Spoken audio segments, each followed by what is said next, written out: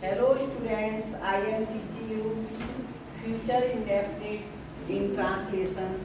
How will you recognize that this sentence is future indefinite? You will know that if there is use of gadi in sentence, you will know that this sentence is in future indefinite in Hindi. Now look the recognition. Hindi में वाक्य के अंत में अगर हिंदी में क्रिया के बाद पहले क्रिया होगी मुख्य क्रिया जैसे खाना, पढ़ना, लिखना, और उसके साथ अगर गाड़ी के दिया है जैसे खाएगा, पढ़ेगा, लिखेगा, तो वाक्य हमारा कौन सा टेंस का होगा? फ्यूचर इंडेफिनिट का डेफिनिट। अब इसका रूल है सब्जेक्ट के बाद विल या सेल। अब सेल किसके साथ लगता है? की क्वाइट से। तो देखो आई और वी के साथ सेल लगेगा और सभी के साथ will. First form object complement plus time. देखो कभी कभी वाक्य में दो ऑब्जेक्ट भी हो सकते हैं, एक सजीव और एक निर्जीव। तो देखो फर्स्ट एग्जाम्पल, तुम मैदान में क्रिकेट खेलोगे, ठीक?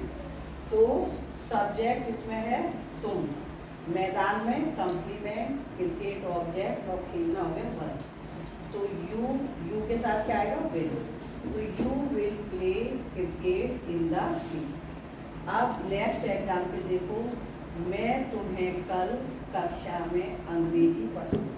तो देखिए इसमें सब्जेक्ट है मैं, तुम्हें और अंग्रेजी, इसमें दो ऑब्जेक्ट है, डबल ऑब्जेक्ट। तो देखो फर्स्ट ऑब्जेक्ट माना जाएगा तुम्हें और सेकंड माना जाएगा अंग्रेजी। तो जो सजीव ऑब्जेक्ट होता है उसको इंग्लिश में इनडायरेक्ट ऑब्जेक्ट कहते हैं, और जो निर्जीव ऑब्जेक्ट होता है उसे डायरेक्ट ऑब्जेक्ट कहते हैं। फिर कक्षा में कंप्लीमेंट, पढ़ाना वर्ब हो गई, और तुम्हें के बाद जो टाइम है वो कल। अब देखो मैं तुम्हें कल कक्षा में अंग्रेजी पढ़ाऊंगा। तो I shall teach you English in the class tomorrow. अब इसको इस तरह भी बदल कर बोल सकते हैं। देखो यहाँ ध्यान से बात नहीं कि आई shall teach English to you. अगर हम इंग्लिश को पहले प्रयोग करेंगे तो टू यू का प्रयोग करेंगे, और अगर यू प्रयोग करते हैं पहले तो I shall teach you English in the class tomorrow. और दूसरे तरीके से कैसे बना सकते हैं? I shall teach English to you in the class tomorrow. Some sentences for English speaking. All sentences are imperative plus negative. Please grant me a loan. कृपया मुझे ऋण प्रदान करें। Do not forget your friends. अपने दोस्तों को मत भूलो। क्या होता है उसको? अलग अलग उम्र में हमारे अलग अलग साथी होते हैं। नर्सरी में तुम्हारे अलग दोस्त थे, 6th क्लास में, 10th में, इंटर में। तो हमें अपने दोस्तों को नहीं भूलना चाहिए, बचपन के दोस्तों को भी और बड़े दोस्तों को भी। Do not talk too loud at school. School में इतनी जोर से मत बोलो। क्यों? क्योंकि स्कूल में क्या होता है, सीमित स्वर में बात करनी चाहिए। अगर आप जोर से बोलते हैं तो आपको डांट लग सकती है। Do not eat too much before bed. Before bed का मतलब है सोने से पहले, बिस्तर पर जाने से पहले ज़्यादा मत खाओ। इट मीन्स कि आपको रात के समय अधिक भोजन नहीं करना चाहिए। डू नॉट टच माई, मेरा फोन मत छूओ।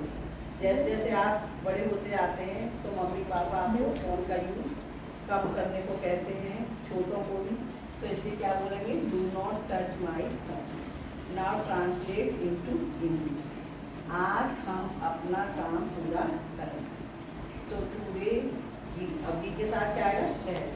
We shall complete our work. मैं तुम्हें घर बुलाऊंगा।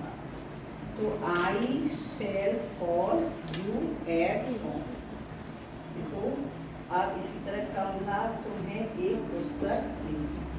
तो Kamala will give you a book. Jaya एक गाना गाएगी। तो Jaya will sing a song. अब now translate into Hindi. We shall help.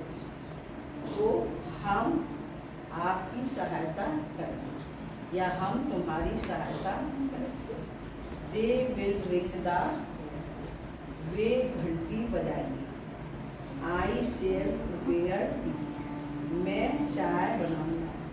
That's all, have a nice day to all of you. Thank you for listening me.